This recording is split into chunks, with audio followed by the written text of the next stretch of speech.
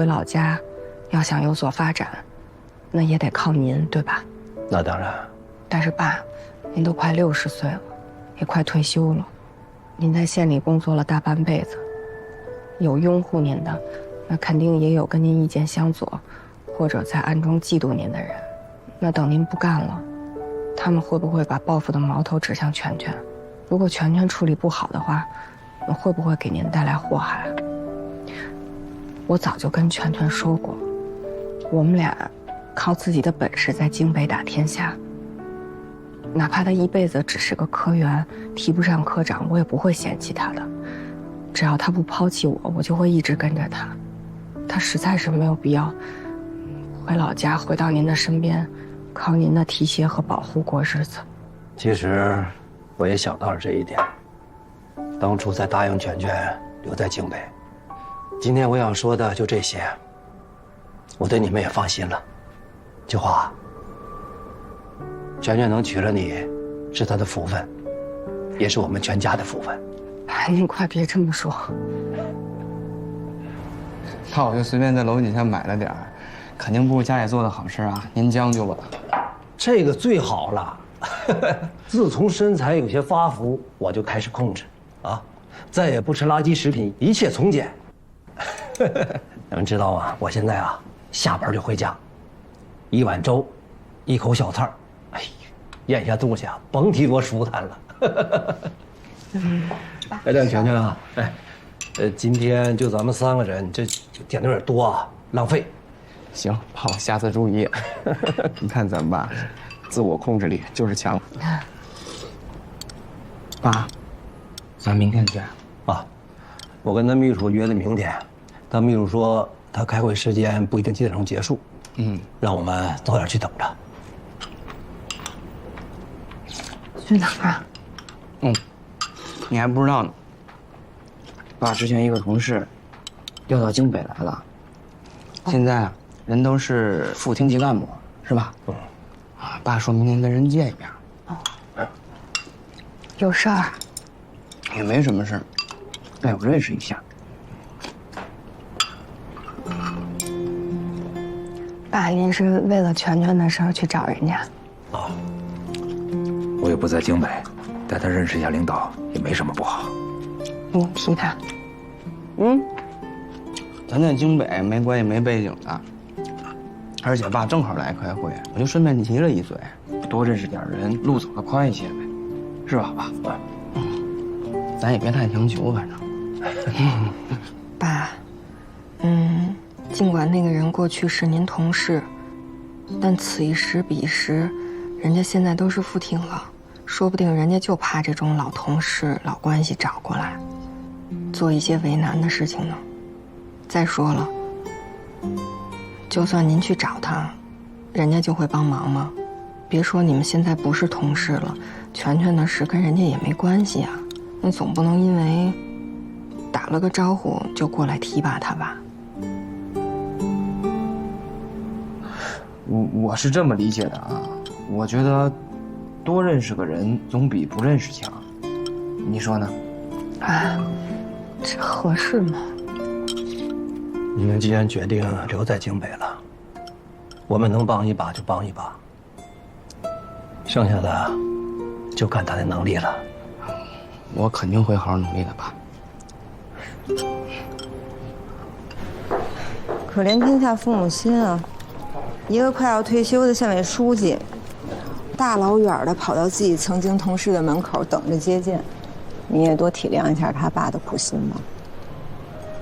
不过他爸在这官场上也混了大半辈子了，如果真能见着，对他儿子有没有作用，他心里比谁都清楚。但话说回来哈，真要是能靠这样的方式就升迁，那升上去也坐不稳。是啊，德不配位，必有灾殃。全全的能力吧，也就是做一个一般的科员，熬个年限，顶多是升个科长、处长之类的。真要是得到什么人的照顾，升上去了，还指不定发生什么事儿。啊，谢谢，谢谢。哎，徐老师，来了。哎，请进。好，谢谢。坐。良人所已经课程开户，开展管理人工作了。我估计法院最近能够收到他们的工作计划。我们作为万和最大债权人，也要马上开始跟进。一是监督管理人的工作，二是组织债权申报资料，维护鼎新的权益。英子、邱律师，正如你们所说，现阶段我们确实不需要做太多的工作，2个人就够了。你们2个过去可以吗？哦，还有鼎新和万和之间的债权往来，咱们也应该梳理一下吧。当然，我说的已经包括在内了。其实你们不用成天盯着管理人办公室，显得我们对良辰所不信任似的。一半时间在那边，一半时间在鼎新，协助财务和审计机构理清过往账目，可以吗？行，我们没问题。早就和您说过了，会让您看到我跟秋华的实力的。我已经清楚了。我们所最近接了2个新案子，人手不够。这项工作呢，主要就是我们3个，你们为主，我为辅。您也亲自干呀？能和2位年轻优秀的律师一起工作，那是我的荣幸。谢谢。良辰所管理团队今天要进驻万和集团开会。刚才已经通知我了，我去拿下东西，一会儿我们一起过去。好。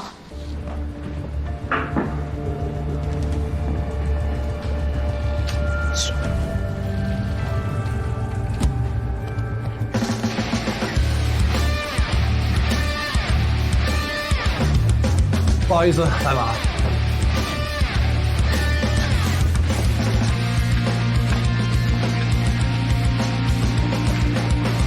人到齐了，咱们开会吧。今天是我们管理人团队进驻万和的第1次会议。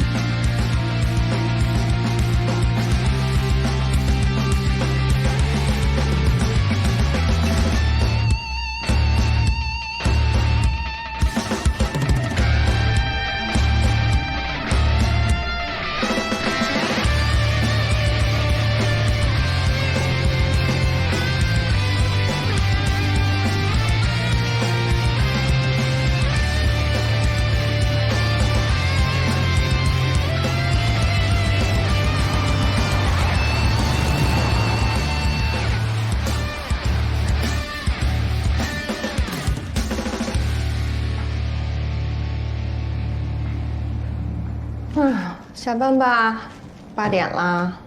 啊，8点了。哟，还真的，我这一点感觉都没有呢。那是，你现在工作多有动力呀！秋花，你开始也贫了啊，阴阳怪气我。哎，你等会儿我啊，我还有最后一个我就完事儿了。行，大家辛苦了，回去休息吧。辛苦徐老师。行嘞。还没下班呢？周老师，够兴奋的。我们上午不是去了趟万和来着吗？这是下午回来才开始的。对了，徐老师，下午给刘总呢通了一个电话，对前期工作的范围和重点呢征询了一下他的意见。刘总现在最担心的就是被万和坑，大额债权得不到认定和实现，所以他希望我们把这个重点放在鼎新和万和未履行完毕的几单大合同上。另外，主要精力要盯住管理人，不要在小钱上下功夫。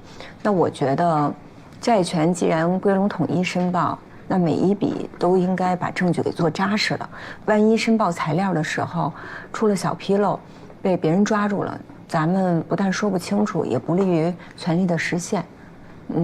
您觉得呢？我觉得问题的实质不在于什么是大钱，什么是小钱，而是我们的证据做得够不够扎实。管理人是中立的，不会专门针对大债权人。反而，如果我们的证据做得不够扎实，以后主张权利的时候就找不到依靠。所以啊，所有来往账目呢，我们都要清查。徐老师，您说的太对了。您这么一说，我们就清楚多了，是吧，秋华？老马不是一天建成的，赶紧回去休息吧。那您呢？您也下班了吧？这律所就跟我家是一样的，晚上我喜欢在办公室里面写写字、看看书。行了，赶紧回家休息吧。好嘞，徐老师，再见。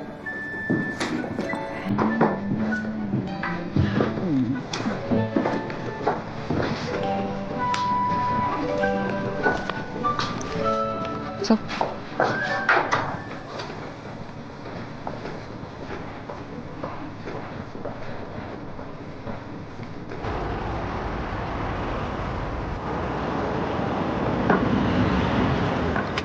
谢啦，你路上慢点开。秋华，我想问你个事儿。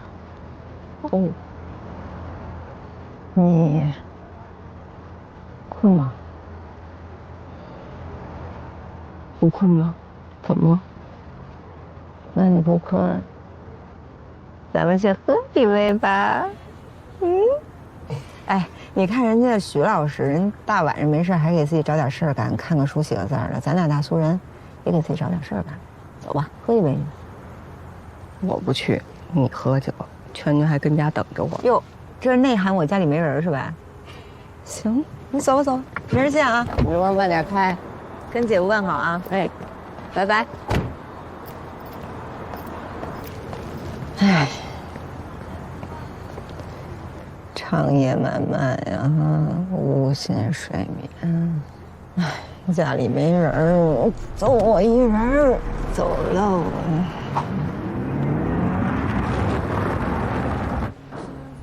淡淡淡的体面。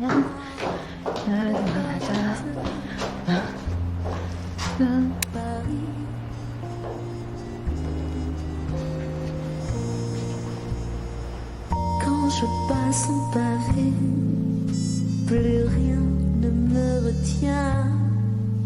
La nuit, tout est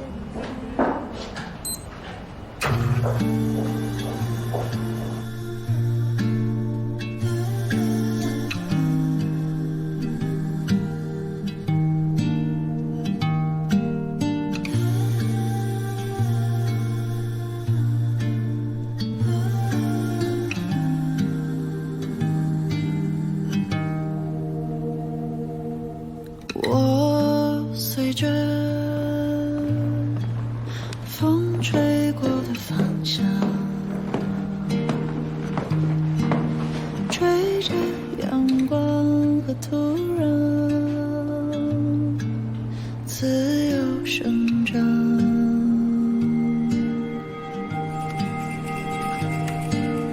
风说着，别停下你的追逐，做义无反顾的信徒，心无旁骛。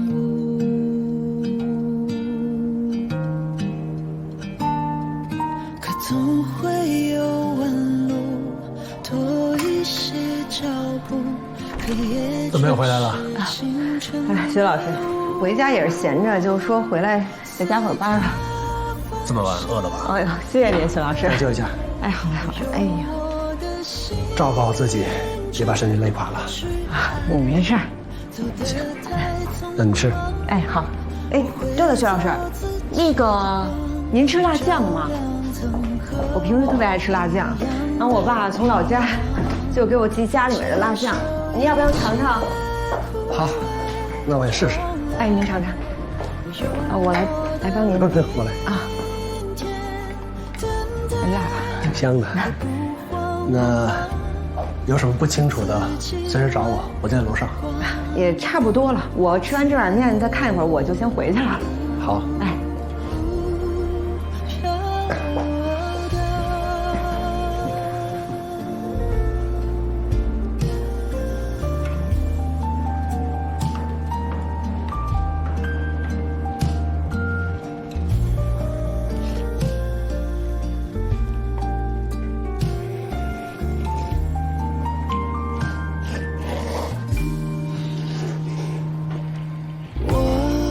随着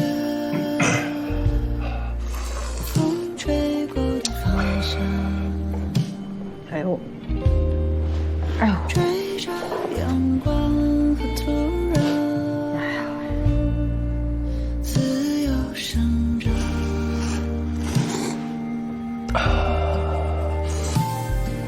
风说着，别停下你的追逐。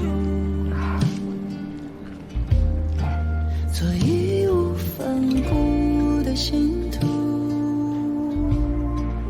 心无旁骛。判决如下：被告明海钢铁集团有限公司，在本判决生效后30日内，给付原告明山创业集团有限公司矿石款5684万元，逾期付款滞纳金1700万元，案件受理费由被告明海钢铁集团有限公司负担。如不服本判决，可在判决书送达之日起15日内向本院递交上诉状，上诉于京北市中级人民法院。陈律师啊，您不光把我们一家，还把我们明山集团，还有明山集团这所有职工全都给救了。我必须给您立一个牌坊，搁在家里头供起来。别，你立个牌坊供起来，那不是咒我的吗？孙老板，孙老板，咱们这次能胜诉呢，其实是胜在了前期的工作呀，我们做的特别的扎实。是，我们把对方合同里边对应的每一笔款项、每一张发票，甚至是每一张出货单，我们全都整理得清清楚楚。是，哎呀妈，您也慢一点啊。所以说这官司咱想输都难，但是啊，后面的工作也非常的艰巨。哎呦，这怎么说？郝律师，孙老板是这样哈，第一，除了律师和2个财务以外，他们连个授权代表都没有派。很明显他们对1审不重视。那如果他们要上诉的话，那2审肯定会更加困难。所以我们得加倍努力，想到各种可能性，把这个案子做扎实，是吧？第二，我们要为实体审判后的事情要做准备了。胜诉难，取得胜诉以后的成果更难。除了已经查封的财产以外，我们还要抓紧调查他们的资产情况，为以后的执行做准备。对。这个判决书如果成为一纸债权证明的话，那是解决不了明山的困局的。说的太好了。行，我听2位的，我听2位的。孙老板，只要你听我们的，什么都好说。好嘞，咱保持联系，好吧？好嘞。那你们忙，我走。改天我请2位吃饭啊，请2位吃饭。谢谢。慢点。再见。好，请陈律师就行。一起来。韩律师，可以啊，这反应啊，这组织能力、条理啊，逻辑，牛，等着收钱啊。陈律师，不是，你是准备2审吗？准备了。我觉得和准备2审相比，咱们得提防着他们坑咱们呀。坑咱们？这不明摆着吗？你看，对方律师在法庭上基本上就没说什么，只要咱们把证据一摆出来，他们就明白这官司打到联合国也是咱们赢啊。所以我觉得咱们得提防着他们之间在咱们背后搞手脚。未雨绸缪啊！要不是姜还是老的辣呢，这是。不过你忘了，我们跟他们合同里边，不是有那么一条，不就是为了规避他们干这事儿？你想想那次我降了1个点的那个啊，就那条，早防着呢，是不是？你才是老姜，跟你学习嘛。那行，你心里有数，那我就先忙着。安心，韩律师。好嘞，好吧，咱昨儿见。OK， 拜拜。师傅，真了不起。什么意思啊？这说我吸金能力强呗？这官司打真漂亮。那是因为有金钱的诱惑。上车，给我算笔账。得嘞。5684万的8%，再加上滞纳金1700万的50%，再减去上交的20%，除去给老韩的20%，835万，835，再交了税，再减去前期的成本。也可以啊，也好几百万呢。这活干的一下好几百万，可以。里边还有你10%啊。我不能要，师傅。不是我什么也没干啊，我光给你打字你还没用上。再说了，你头几个案子给我不少呢。你师傅我都吃上肉了，我不得让徒弟喝上汤啊。师傅，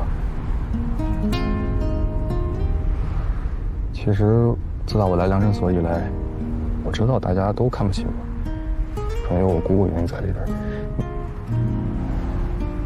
我想说，跟上您是我毕业这2年以来最愉快的时光，真的。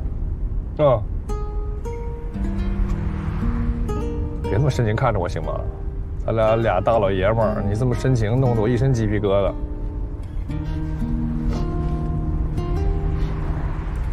哎，知道了。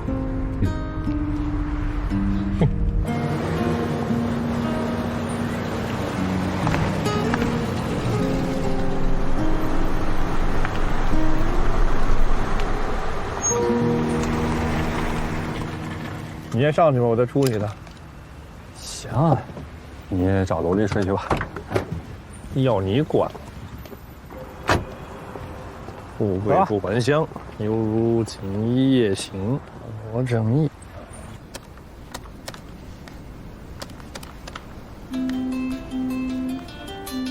陈无良，你都快忘了世界上有这么好人了。喂，陈无良。罗正义啊，正义需不需要果腹啊？什么意思啊？意思是请你吃饭呗。哪家餐厅吃什么菜品你定好不好？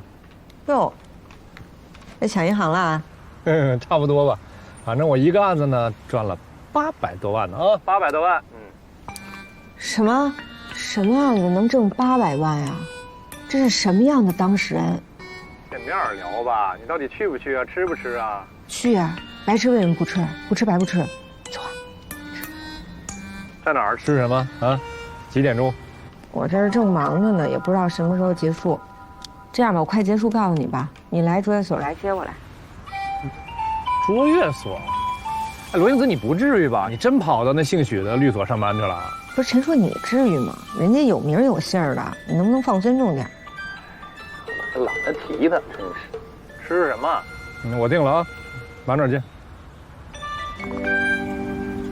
挺高兴的事儿，提个许国是事儿。哎，你说这世界上还有公理吗？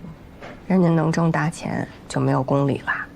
不是咱们成天累得腰酸背疼、腿抽筋的，一天加班12、3个小时，他干什么了？他一单就能挣800万，那是人家的本事啊。就咱们跟徐老师这项目，满打满算代理人费用也就1000多万，分到咱俩手上还不到人陈硕一半。这说明陈硕比许卓能干呀。这话我可不爱听啊。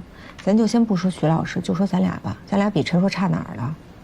他赚钱有什么了不起的？还特意跑来跟我嘚瑟，听着就讨厌。讨厌你别去吃啊。那讨厌归讨厌，吃还是得吃的。我不光要吃，我还要争取吃他个100万，我难受死他。又难受。陈先生，您来了。哎，里面请。好的。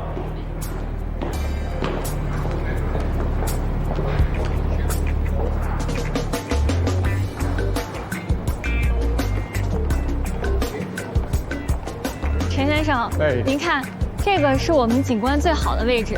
那个。对，晚上灯光效果会更好。开阔呢啊。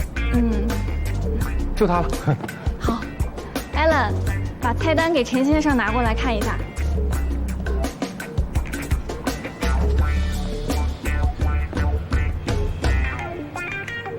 还有雪燕啊？是的。雪燕行。菜品没问题。那定这儿的话，咱们需要交1000元的押金。现在交？哎。扫码。好。可以。好。然后呢？好。那咱就晚上7点见。行，那您慢走。好，谢谢啊，拜拜。再见。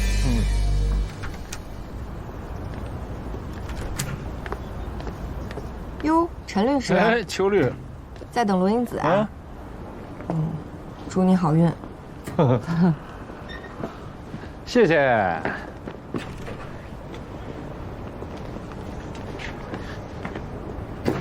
这个呢？衣服穿够了吗？啊，穿够了。陈律师，你怎么在这儿？等罗英子啊。OK， 不好，我今儿是能爽约了，我们约了鼎新的刘总吃饭。咱不约好了吗？是我。你们有约的话，我自己去吧。啊，没事，薛老师，我跟你去。那陈硕，我改天。陈律师，改天我请你吃饭。我们走吧。好。先走啊，改天了。哎，薛老师，我车跟着您车啊。没事，你坐我车就行。啊？坐我车吧。哦，好吧。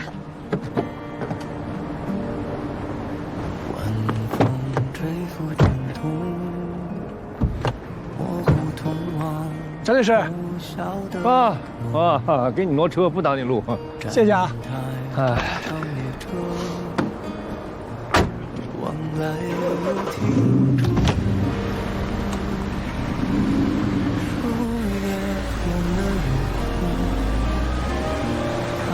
从未曾知梦，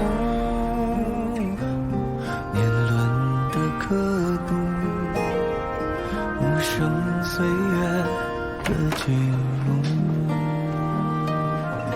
不是问是对是错，是起是落，孑然一身追风的路。我们各自孤勇的旅途，总会有光。你好，陈先生，我是奥菲尔餐厅的大堂经理 Lisa， 请问您在我们这儿订的位？不好意思，帮我取消掉。那如果取消的话，先生您付个定金。他怀抱着，倾听着我的理想与归处。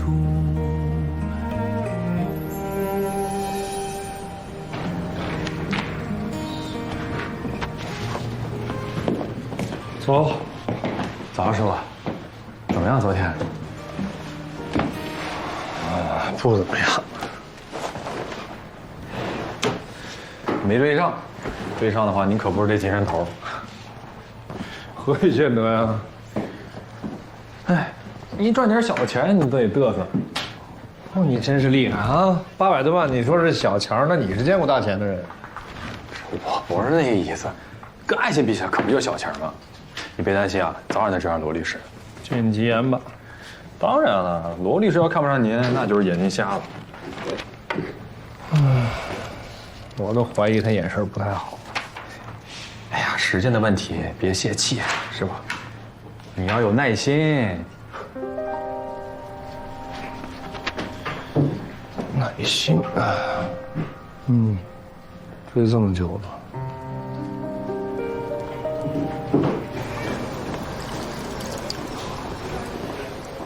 这。师哥，哎，真着急了。不会。哎呀，这穿这个帅，又大衣3件套的，说厉害，不够意思啊！啊，上次校友会之后，你都不找师哥啊？哎呀，师哥，上回你也没给我们留联系方式啊，微信也没加，我上哪儿联系你？挑师哥礼是吧？没有，师哥不是挑礼，没有，真没有。上次不是一人喝一杯，喝得晕乎乎的，加什么微信呢？没想起来，那现在加。对，加。哎，你扫我啊！我扫你，好嘞，好嘞。徐峰，什么峰？徐峰，我能不知道你姓徐吗？你开玩笑呢。上次忘问你的哪个所啊？卓越所。卓越啊，那个什么创始人那律师姓是许什么？许卓律师。哎，对，许卓律师，卓越所。对，大所，你这有前途啊！你这，我的妈，有啥前途？可以，一看穿着的看着。哎，我最近听说你们所是不是接一大活？别提了，接是接了，代理鼎新集团的，跟我们没啥关系啊。徐老师不给我们吃饭能算了，连汤都送不上。在外边，请了俩律师加入团队，主要活儿都是他俩干的。奇怪啊，老话不是说肥水不流外人田吗？就这么好活不给自己人，给外边人，凭什么呀？俩女的，你就别说不留外人田，直接往外给40%。凭啥呀？这有病吧？40%，多大的利啊？这是。我在这所里3年了，还在公共办公区，办公室都分不上。这俩一来，所里直接分了个办公室，外边人进不去。嗨，你们这许多律师在外边名声啊，这都知道，离了3次婚了。你说现在无缘无故整了俩女律师，又单独给什么办公室还40%的利，你明白吧？这这不是我说的啊，我说的，你师哥我说的来。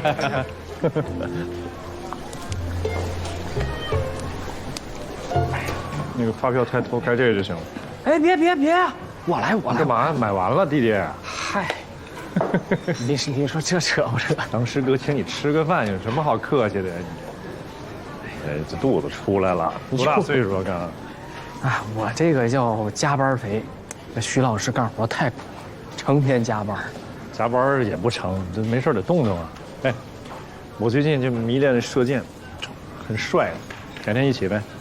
射箭我听说了，但是去一趟不便宜。我有卡，你刷我卡不得了吗？一起啊，动一动嘛。哎，行，那我就先走了，回所里了。好，回头随时联系。好嘞，我走了啊。喝酒了就在家啊。没问题。那我先走了。哎，您好，先生，您的发票。好，谢谢，谢谢。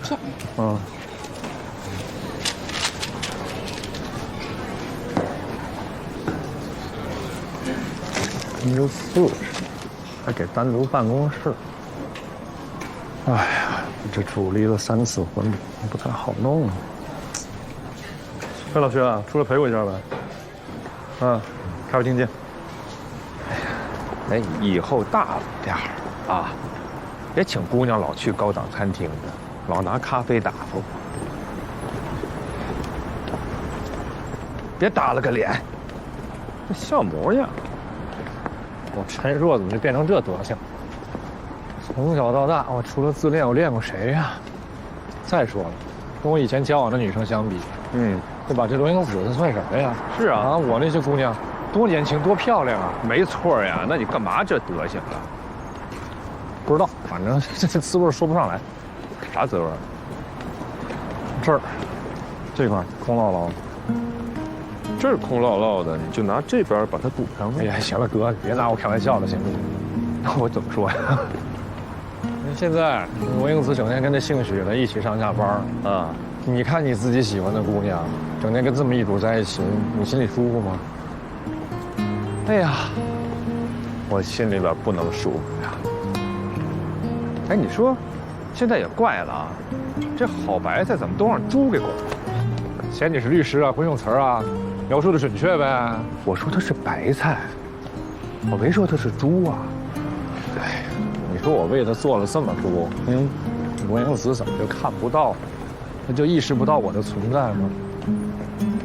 哎，陈叔啊，我送你个字儿，说，该。你就是以前交往的太多了，这是报应。你越这样，你还越追不上罗英子。报应，有点道理，有道理，兄弟，认命吧。我跟你说啊，哎，忙着呢，哎，回来了。哎，你今天中午吃饭的时间挺长啊。我约了个饭呢。哎，那个陈硕你认识吧？就是咱们那个老校友量身所的那个。对呀。我跟你说，上回校友会我站起来跟他打招呼，他都不搭理我。这也不知道搁哪弄的我电话呀，非要找我吃饭。不是他找你有什么事儿啊？也没啥事儿，反正就是问了好多徐老师跟咱们新来那俩女律师的事儿。那2个女律师，其中一个跟他有关系啊？要有吧，那也就是罗律师。那姓邱的也不都结婚了吗？我说那罗律师跟他有关系，找你打听什么呀？我哪知道啊，问挺多呢。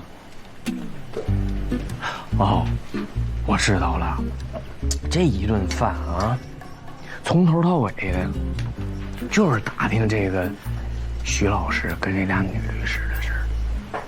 我估计是吧，他是看上其中一个了，但是他看上了吧，他又把咱徐老师也看上了。好啊，那你把文件再看看，过2天我们这就走。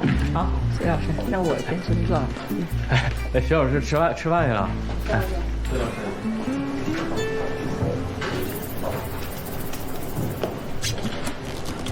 哎，你说这罗律师会不会看上咱们？谁看上谁还不一定。行了，都快散了。对了，你这么一说，我想起来了，我有一天下班忘拿钥匙回来取，大晚上都10点多了，咱们那个亲自泡了桶泡面给罗律师。放松，来，整个人都放松下来，这双脚与肩同宽啊。然后你选一只，从这儿斜插过去，然后对，然后这有一个凹槽，套过来，轻轻的、慢慢的，哎，用你的虎口找你的下颚。我这是不是叫拖把？我第一次拖得更远。哎，咱刚才聊的说这罗律师跟邱律师是一个办公室是吧？不是，徐老师不一个人一个办公室吗？罗律师老从徐老师办公室出来，俩人晚上加班，一加班都10来点呢，有一回都11点了呢，看。嗨。反正不就是在办公室加班嘛，这聊工作呗，也做不了别的吧。我同事还看见他俩一块吃泡面了呢。就吃泡面呢？不，你就说你们徐老板行不行啊？加班那么大工作量，不能点点好的，就给吃泡面。吃啥不重要，重要是2个人共处一室，孤男寡女的。你脑补一下吧，师哥。不，这不是小徐，这咱别乱脑补。这一孤男寡女共处一室，他一定能出什么事儿吗？啊，是，你们的徐老板离了3次婚，可能看上罗律师，但罗律师不可能看上他，罗律师特别清白。啊，对，罗律师很清白，罗律师。但是师哥，你是不是紧张了？你看，你都脱马了啊！嗨，我紧张什么呀？没紧张。没吗？这不聊八卦呢吗？紧张什么呀？学姐，许卓，你的意思是说，陈硕对罗律师有意思啊？但我怎么觉得罗律师现在喜欢我们上面那个？不能啊，咱们全老师多稳重，他一天风风火火的，是吧？那不搭。那我跟你讲，我觉得徐老师对他有意思。为啥呀？我上次晚上回来拿东西，徐老师亲自给他泡了桶泡面。你没看见？我上哪儿看？太晚了，我回来拿东西我才看到的。哎，出来了，等会儿一会儿聊啊，一会儿聊。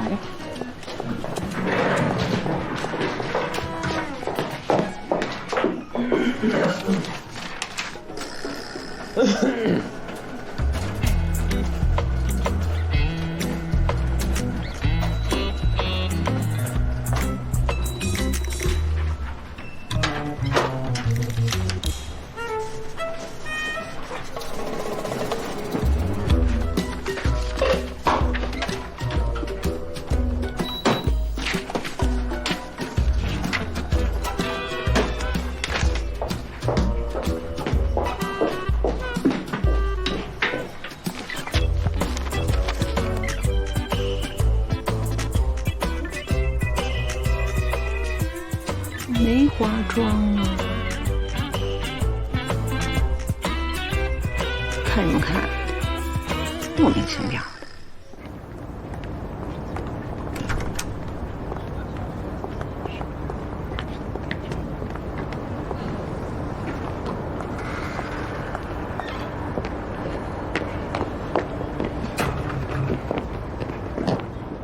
我这几天看你老在我们所这边转悠，你要干嘛呀？我就想提醒你啊，这也不是你们所，总往这儿扎干嘛呀？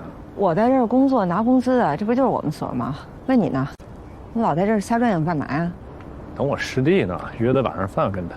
哦，行，那你等吧，我走了啊。那等一下，上次不是说爽约找时间吃饭吗？明天行不？明天看心情吧，走啦。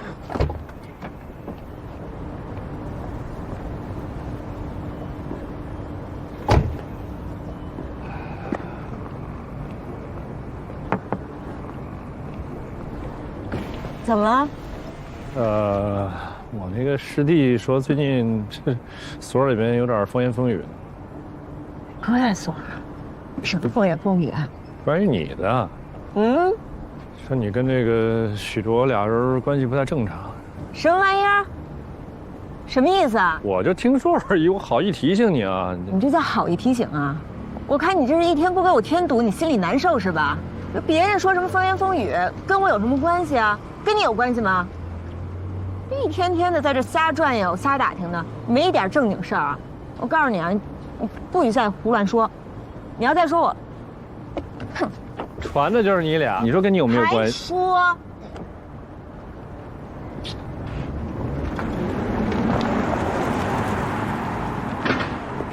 好心提醒你。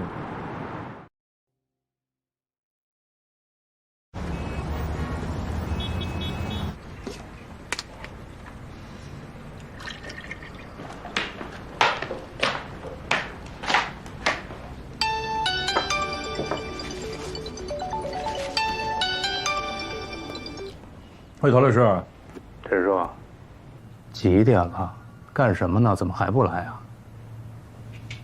我听说你那个案子一审赢了，觉得自己能赚到大钱，不干了。那还有什么好干的呀？是吧？转来转去都是赚钱，没劲吧？不是你说这话好意思吗你？赶快过来。万和那案子我人手不够，你加入我团队呗。啊，那陶律师，我谢谢你的邀约啊，但是我想休个假，有点累了。哎呀，你等办完我这个案子再休假行不行？兄弟有难，不找你找谁呀？赶快啊！在你眼里我是什么人啊？什么案子都得接吗？去，他们来了以后收下咨询费，回来咱们。师傅，我已经许了，人家说这案子咱能代理啊。你许下的我就得代理啊！你以为我像你，什么垃圾都往家里捡？看热闹啊，高兴。哎，师傅，你啥时候来的？来半天了，一直看你偷懒啊。没有，我跟他们。我应该像韩律师对小田这样对你就好了啊，你就进步快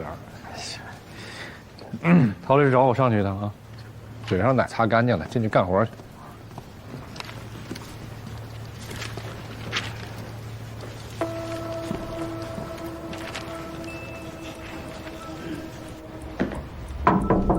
进。啊，方律，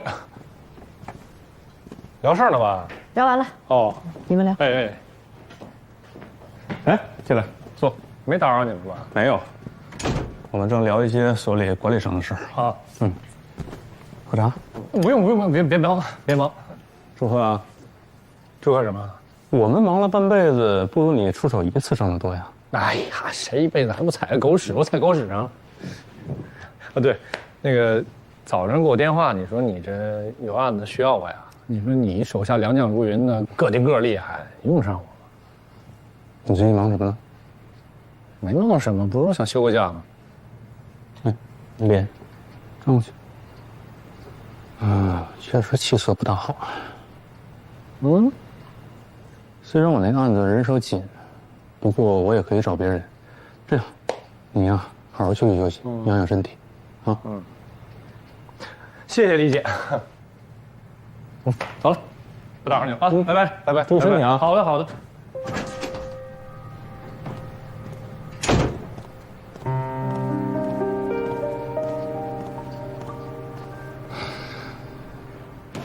哎，叔哥，您能帮我个忙吗？帮忙说行，接个案子。什么？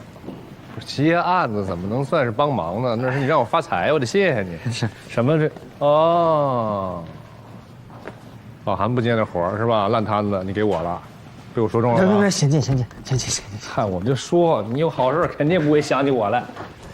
哥，我先跟你说一下这案子这情况啊。这是一个女当事人，然后呢，她遭受了校园暴力。我是想啊，这不是当下的热点吗？再说我小时候我也让人欺负过，我就给赢了。我想的是让我师傅带着我打，现在当事人都快来了，他不接，你知道？校园暴力确实不太好打呀。你到什么程度？是伤了还残了？都没有。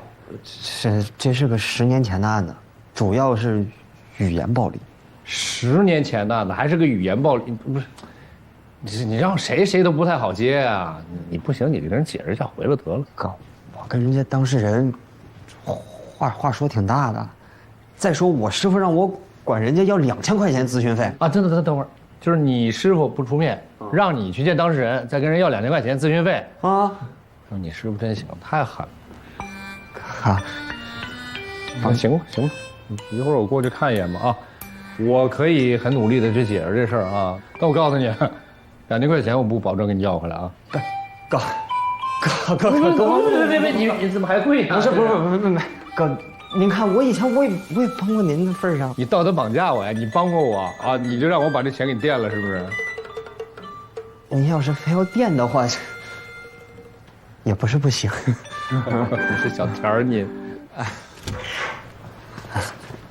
梁先生、肖女士，这位呢是陈硕律师，这是我们所的资深律师。你好，陈硕，陈律师你好。哎，你好，杨先生哈。肖女士，坐。哎。介绍一下，这个是我的助手，方瑞，小方。刚刚小田呢，简单跟我说了一下，说是2位有法律方面的事想咨询一下，是吧？啊，是，我们想咨询一下，曾经受到校园霸凌，现在还能受到法律的帮助吗？要看实际的情况，多久之前的事儿？10年前了。我10年真的是很久以前了。那被霸凌的人，应该是肖女士啊。我不知道您这边方不方便跟我们简单的讲述一下被霸凌的经过啊？又说一遍啊，那个之前跟田律师不是说过了吗？是这样，因为陈律师呢是比我资历更深，经验更丰富，我没有跟他说过咱们2位的这个经历，我是觉得见面然后详细的谈一谈，这样会比较好。对，我也多了解一点。要不咱们还是走。肖女士，如果你这边有所顾虑的话，你看这样好不好？您可以稍微回避一下，让杨先生代为转述也是可以的。楠楠，要不你先上车上去，我和陈律师聊，啊。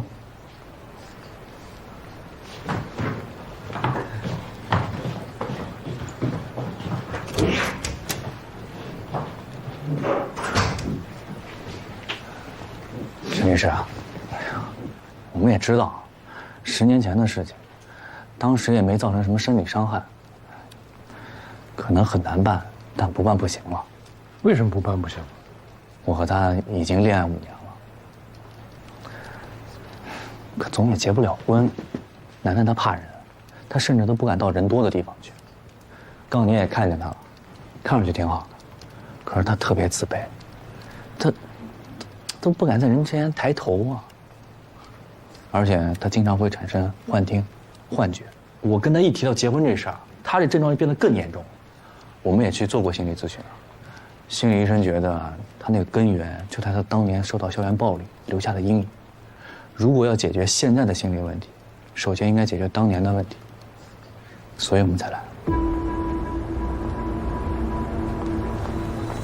肖女士当年都经历什么了？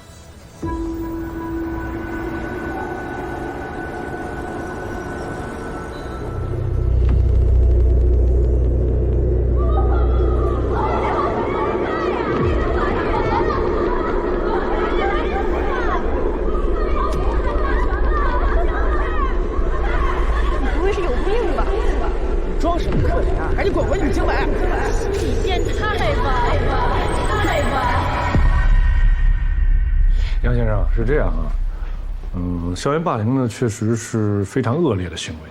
那目前呢，除了教育部颁布的加强中小学生欺凌综合治理方案之外呢，我们国家并没有设定专门的法律那如果是因为霸凌造成的人身伤害，我们可以援引民法、治安管理处罚法或者未成年保护法。那再严重的，那就已经涉及到了刑法的范畴了。那如果没有造成实际的身体伤害呢，想对施暴者主张权利，确实比较困难。另外，就还有诉讼时效，还有举证的这些问题。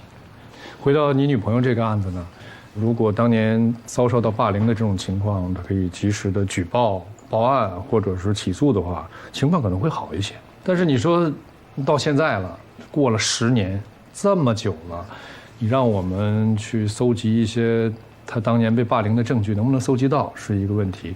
还有就是这个诉讼时效，它是不是已经过期了？这些都是我们要考量的，比较复杂的这个问题。我也是这么想的，但是呢，他这个症状又很严重。哎呦，我们也真不知道怎么办了。就是我作为律师，站在你的立场想这事儿，也确实觉得挺为难。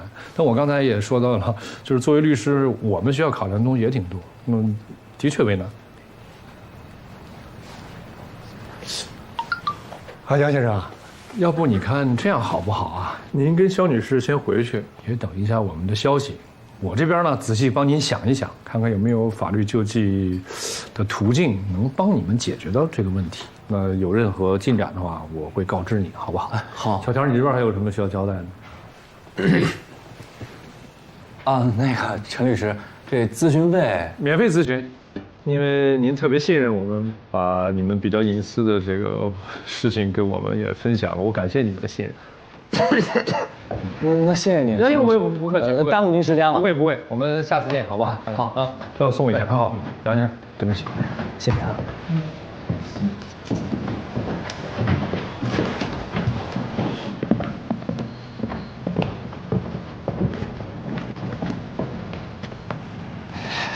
陈律师，您这是什么意思呀？不，人家都提了咨询费的事儿了，这您又不说，我拿什么跟师傅交代呀？跟你师傅交代啊？这不是我师傅呀。陈律师，您之前您都答应我了。我跟你保证了吗？我说把这钱给你要过来啊。人家这小情侣是不是惨成什么样？你好意思要那咨询费啊？我也惨啊，就怕那2000块钱，你师傅说你是吗？对呀，自己看。抓紧了啊！2000，完了。哥，少来这套啊！转紧了，收到钱了说哥，对吧？收不着，那眼神杀气腾腾。不，哥，我刚才不是那意思。2000块钱啊，你自己这么的安排啊，跟你师傅你就说咨询费你要1000块钱过来，你就凭你这资质要2000，你师傅也不信。另外呢，你买好吃的。嘿嘿嘿，慢走啊，寿哥。你少来这套，田哥。哎，哥。还是有钱。这个是我师傅的名片，上面有他电话。哎，当然你要方便的话，我能加你个微信吗？啊，可以。好，过去。那我先走啊。哎，你等等，那个陈律师说，让你在1楼稍微等他一下。哦，行。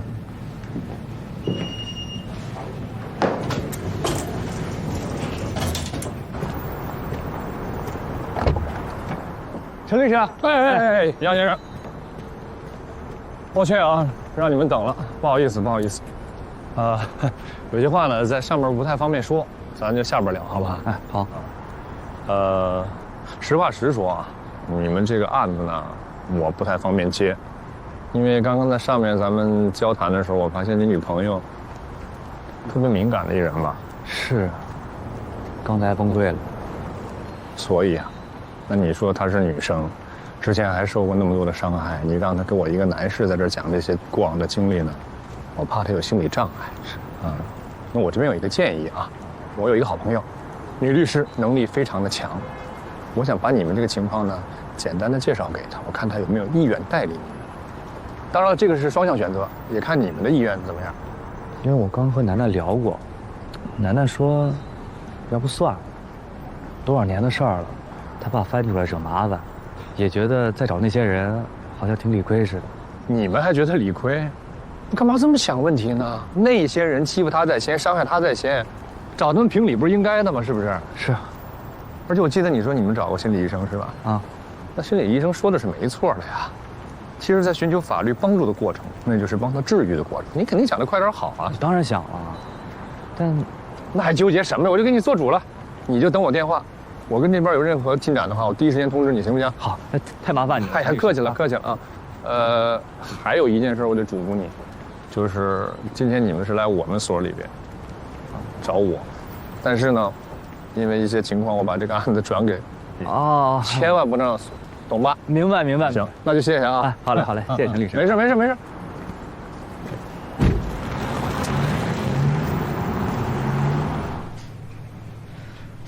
喂，秋华。喂，英子。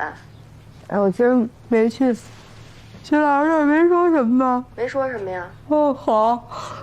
哎，没说什么就行。哎，那我再睡会儿啊。那边就靠你了，拜拜。拜拜。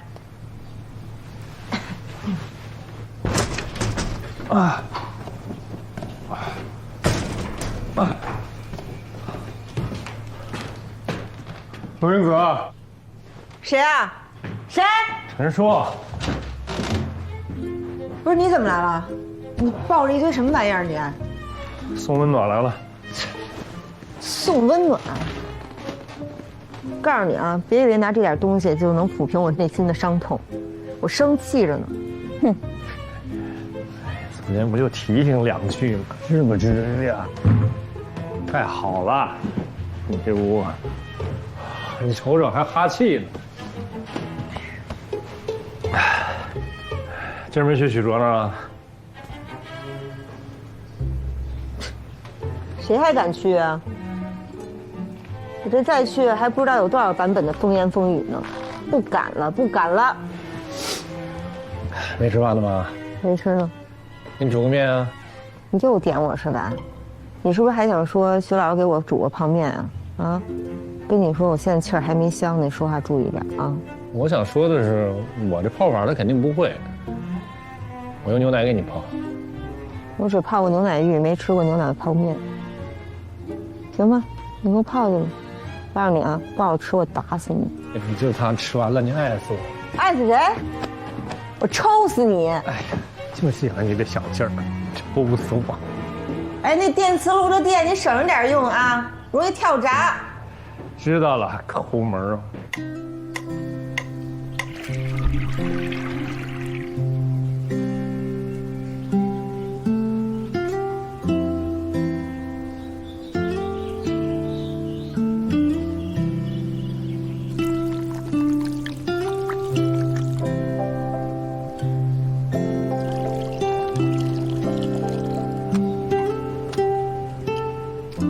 罗正义，五粮料理好了，出来吧。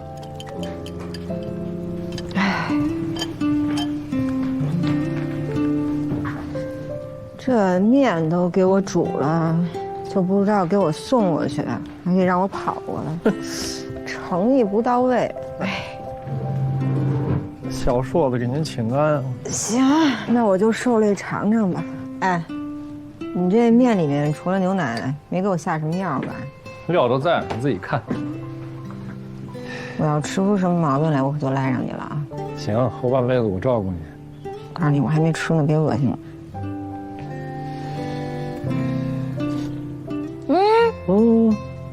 不好吃啊！爱死我了吧？啊！哎，尝尝就免了啊！姐姐减肥呢。你走吧。不是，你还想等着我吃完给我刷碗啊？用不用这么狠啊？先给我刷驴呢你？我可什么都没说啊，你自己说你自己是驴。哎，就你这种什么牛奶煮面这种小招数，都哪儿学的呀？用在过多少姑娘身上？哪是什么招啊？我用的真心，用的爱心给你做的。你这真心爱心，都用在过多少姑娘身上？聊正事儿吧，你真的是。那个给你介绍一个案子啊，这个当事人呢想找一女律师。哪个案子？非给女律师啊？一个10年前的校园霸凌案。10年前？人身伤害？没有，就是心理层面。你逗我呢？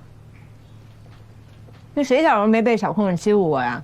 我还有心理伤害呢，都找我回去，现在跑法院告，那法院干嘛呢？啊，还开不开了？陈无良，你说你都挣这么多钱了，怎么突然给我介绍这种案子？是不是有利可图？嗯，你肯定想从我身上敲一笔吧？我就知道，还好我没上你套。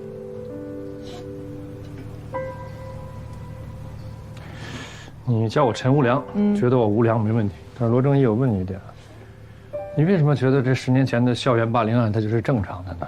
为什么这个当事人为了讨回当年的公道，他就是无事生非呢？你不叫罗正义吗？正义赶哪儿去了？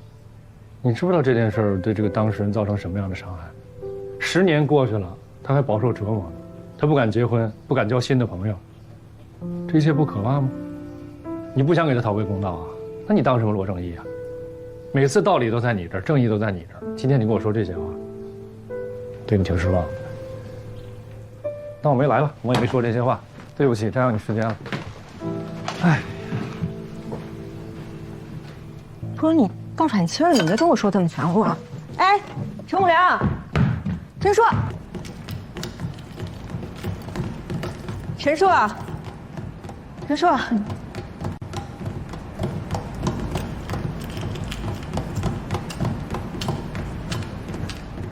对不起啊，平时老跟你开玩笑开习惯了，我为我刚才的态度跟你说声抱歉。不用，你罗正义哪有错的时候？我跟你认真的呢，你就别生气了，咱俩是好朋友嘛。那你现在还愿意把他们介绍给我认识吗？我想想吧，啊，我回头告诉你去。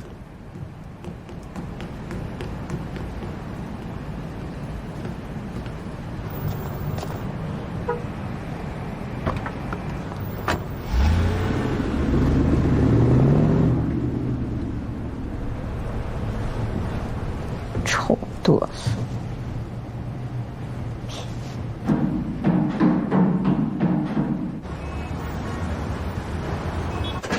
钱我一会儿发你啊。来了是吧？嗯。哎，工作忙完了吗？然后明天帮我约一下杨先生还有肖女士啊，时间地点我稍后发给你。不在咱所里啊。去哪儿啊？英华所。师傅，你这为罗律师，这盘棋下得够大的呀。那没办法，为了他不得上点心，上点手段啊。啊，还有啊，这案子是咱所流出去的，所以呢，你这儿保密。聪明，也别告诉你姑姑。那哪成啊？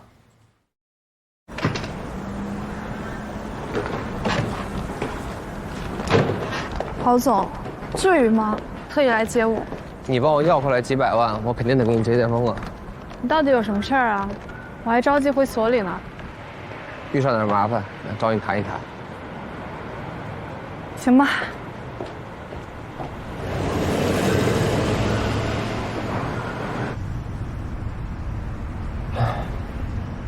你不知道，张兰姐现在躲着不见人。我只能从马总和杨总那边下手，他们占股一个占4%，一个占5%，无论我拿下谁，都可以保证我在股东会上顺利胜出。郝总，你现在剩下的无非就是砸钱买股权，也没我的事儿了。怎么没你事儿啊？谈判出协议都得有律师在场啊，而且我们公司的法务也是我大伯那边的人，我身边不能没有人。我坐了1夜的火车，累得要死。您趁早给我送回律所吧啊！这事儿以后再说。累了你就先休息呗，反正这车也挺适合睡觉的。在这儿，谁跟你这睡觉呀？快给我送回去。行吧，反正这车呀，我估计也是坐一次少一次路。什么意思啊？我要买股权，怎么着也得几千万，再加上我大伯小叔故意在矿上搞事儿，给工人停发工资，还把责任都推到我头上。我现在只能先用自己的钱去贴补，所以这车呀，说不定哪天就得卖了。夏律师，这股权的事儿，你能帮我吗？帮可不行。帮就是白干，顾倒是可以。夏雨山，你帮我解决股权的事儿，帮我上位，我答应你，新城矿业之后所有的法律问题都交给你，怎么样？真的？当然了。你可不能玩赖。但是我还有个条件，你们所得款，我能不能先打一部分？我又要买股份，我又要给工人发工资，你再饶我一阵子。你这样口说无凭，那我不是赌博了？确实是赌，所以你也得先考虑清楚。我这儿可都是期房，不是现房。你这个顶多算个烂尾楼。行吧，行吧，赌就赌。那你先把一部分款打给我，杨总和马总的事儿，我来想办法。一言为定啊。哎，前面就快到了，你帮我帮他入口，谢谢。小叔，谢谢你啊，珍惜了。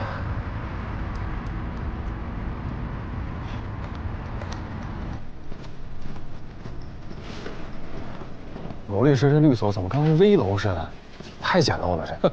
因陋就简呗，也不知道能不能扛住地震。咒谁呢？啊，这无良之人才怕地震呢。罗律师好。嗯，合伙人亲自出来接。怎么就你们俩呀？人当事人呢？快到了吧？对，快到了。那进来吧。这个，送我们的。对，谢谢啊。我拿。那不行，不行，我怕你反悔了，给我吧。中华，哎，来人了。早，邱律。陈律师来了。邱律师好。你好，你好，请坐，请坐。穿了一身羊绒嘛，知道这屋冷。说，这屋冷吗？还行吧。冷不冷？我还和英子说呢，陈律师好执着呀。什么执着呀？对感情吗？挣钱啊。我一直都这样，钱串子，而且到了执迷不悔的地步，商业机密不可，数出几个零。真烦。不是来人就给锅巴吃啊，干干巴巴的。你就配吃这干巴的。方瑞，这入行跟对师傅特别重要。但你姑姑怎么回事啊？不怕把你给毁了？我姑姑慧眼识珠，他姑姑已经教育出一罗正义了，就别再来一方正经了。我回来了。哟，回来了，回来了。哎呦，陈律师。夏律师忙什么去了？我忙什么去了？我办案子去了呀，帮当事人讨债。你现在能讨债，真的假的？怎么讨啊？就蹲人门口哭呗。我跟你说啊，这要谁给我们夏叔扣上这傻白甜的帽子，那他最后发现自己就是那傻白甜。哎，陈律师怎么有空大驾光临啊？不会是失业了，到我们所来面试吧？我想啊。得了吧，人陈大律师啊，刚才还说呢，咱这装修不太行，说咱这是危楼，就差说咱们仨人不行了。哦，没事儿，反正我赚了大钱，到时候咱们直接换个地儿。怎么着？我们夏叔挣钱，你心里不舒服啊？难受啊？啊，傻白甜！傻白甜为你们三个高兴。方瑞他们到了，帮着接一下。哎，好嘞，行。你们两个不用拘谨，我介绍一下，这是杨树杨先生，肖楠楠肖女士，罗律师邱律师夏律师。真是一对金童玉女啊！得帮忙。杨先生、肖女士，坐吧。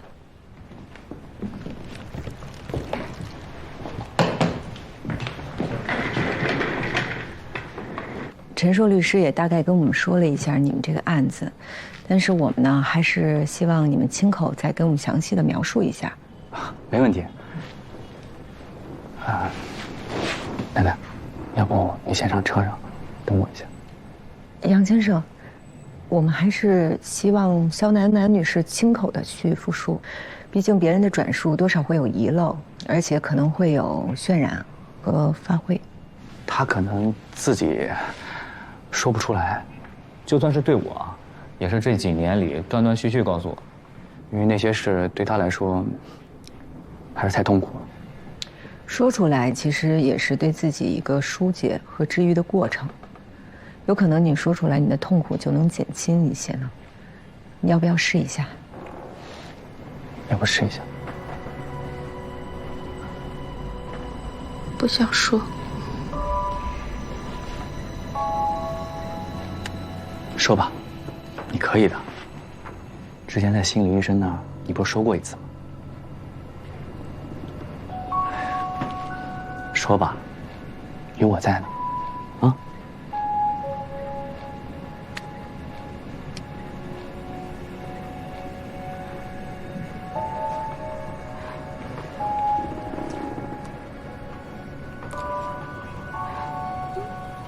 我小时候在老家跟奶奶长大，爸妈在京北忙生意，顾不上我，就把我丢到老家。我上初中的时候，曾经到京北读书，可我不适应，总觉得在那儿被人瞧不上。再加上爸妈生意忙，又生了我弟弟，所以上高3的时候，我又回到了县里。大家好，我是肖楠楠，请多关照。他怎么那么白呀？他化妆了呗，肯定的呀。哎，他京北来的，他来我们这干啥呀？说什么呢？就是呀，来信。后来我才知道，虽然我户口在老家，但大家都以为我是京北户口，回去是借读，占用了大家的教育资源。也正因为此，他们才更加排斥我。我拼命的讨好，最终适得其反。所有的八卦、谣言、侮辱，就都来了。小莲，你快进一下呗，我想听副歌。哎，不行，我就乐意听这段。听听英语吧，下节课老师就考了。你早干啥去？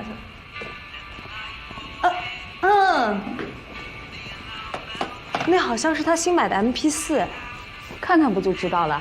哎，肖楠楠，过来，过来。怎么了？你这个是最新款的 MP4吧？你让我也听听呗。啊。哎，你给我。哎，最新款的 MP4，真高级。我也不知道，是我妈妈去香港出差给我买的。你们这群土鳖，听见了吗？没听完呢。人家从香港买的。哟，听英语呢，方仁美。人家用 MP4 听英语，你还用磁带呢，你才土鳖呢。哎，拿给我。小楠楠，你这 MP4 归我了，反正你爸妈那么有钱啊，让他们再给你买一个去啊。MP4 你要用多久啊？我还要用它听英语呢。这可不好说。我们如果想多听几天，不行吗？让你臭显摆，还香港买的。我没显摆呀，我不明白你为什么要这么说我。你不明白？我看你挺爱抢东西的。你一个京北户口，低分就能上1本的，凭什么来我们县城抢资源呢？你说你抢就抢呗，还嘚瑟上。方仁们，你们是不是误会我了？我可以借给你，没关系。走吧。听他在这装纯就心烦。这玩意儿咋使啊？土鳖了吧你！方仁美，你那 MP4 给我们看看呗。行，给你看吧。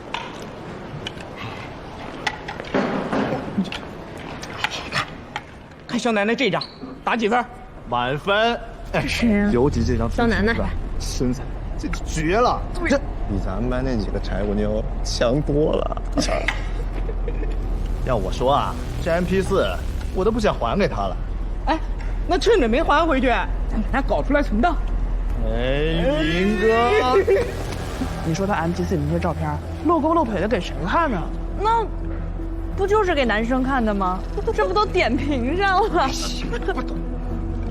方仁们，我的 MP4 你用完了没？什么 MP4？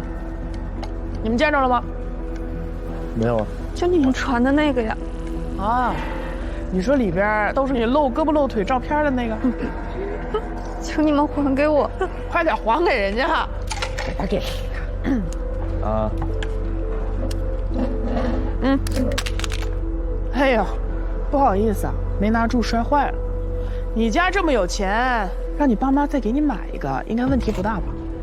我刚打的饭，这红烧肉都没打就已经5块钱了。哎，肖楠楠，你们家那么有钱，要不你给我打1份呗？哎，大家，今天中午肖楠楠同学请客吃饭。请客，请客，请客，请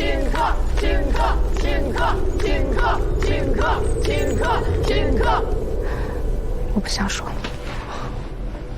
那咱们不说了，啊？我来替他说吧。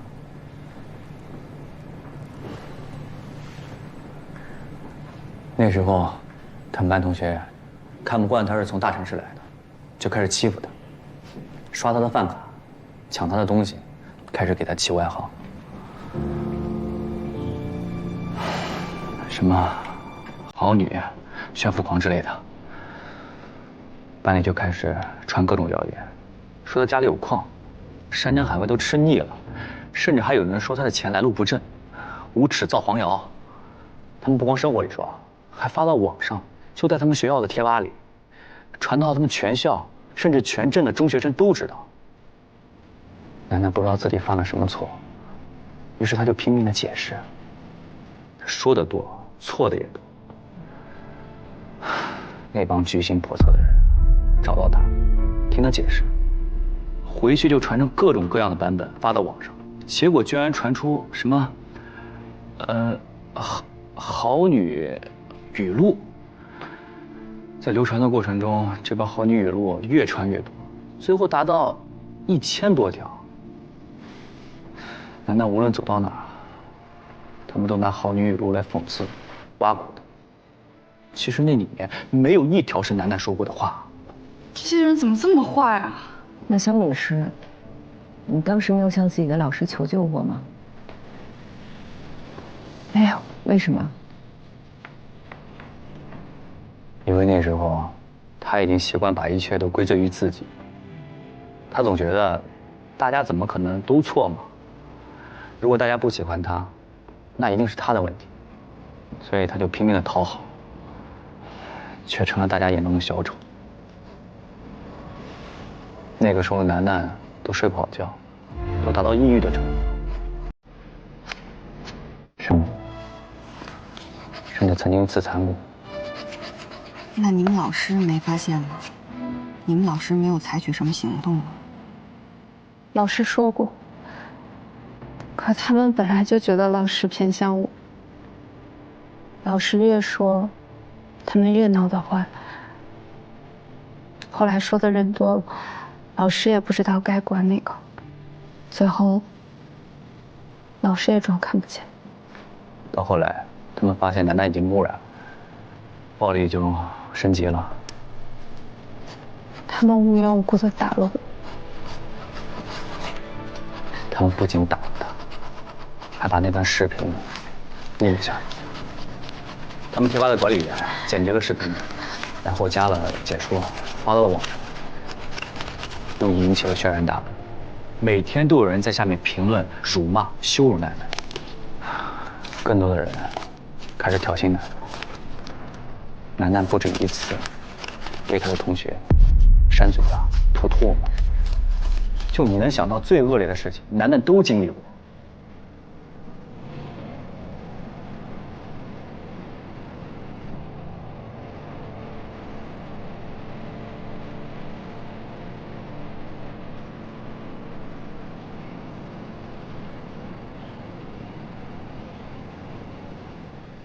那你父母没告他们吗？没有。我觉得是我的错，我就给我父母打电话，我不敢告诉他们发生的事情，只要求回到京北。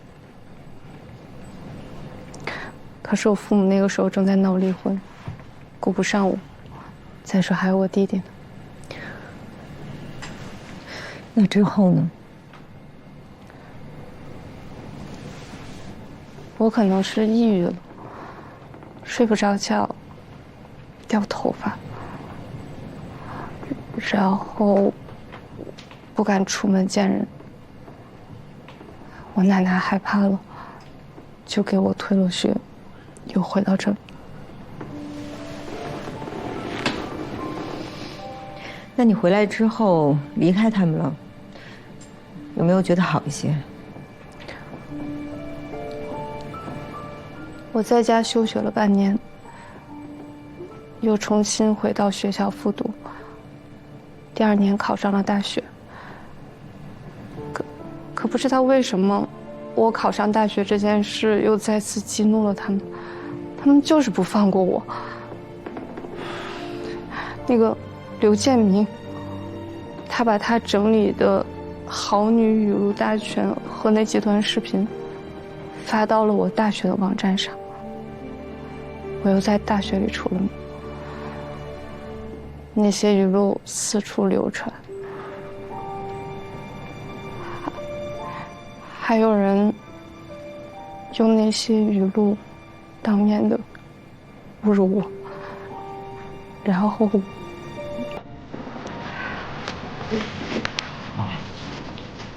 我不想说，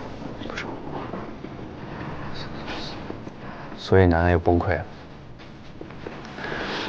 然后就退了学，再也没回到学校。回家养了2年病，等身体好了差不多呢，他又出来学平面设计，然后自己成立了自己的工作室，利用他爸爸给的资金，让自己越来越好。可那之后啊，他再也不敢见任何人，也不敢交我男朋友，直到遇到我这个不识相的，死缠烂打，追了5年才追到手。可我一跟他提结婚，他就害怕，所以我们才找到你。谢谢。夏叔，你先陪2位坐一会儿啊。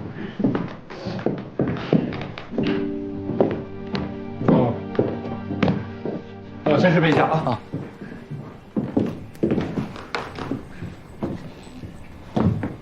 这是要商量什么呀？我感觉我自己像合伙人一样，而且这屋充满了正义的光芒啊！少平，说正事儿吧。哎，我们可以去找一找他刚才说那一切的证据。网络是有记忆的，如果那些话在网上真的存在过，那这证据应该不难找。但是找到了又能怎么样呢？咱们对这种现象也没有办法呀。为什么呀？我相信肖楠楠说的每一个字，但是正义的热情不能代替法律。虽然肖楠楠遭遇的这一切让人特别气愤，但是很难对施暴者追责。更何况这件事情是发生在10年前，未成年人之间无法构成犯罪，而民法、未成年人保护法都讲求证据和时效。最重要的是，这件事情对肖楠楠造成的后果并没有体现在实体上，人格和精神上的损伤，我觉得用诉讼去衡量是很困难的。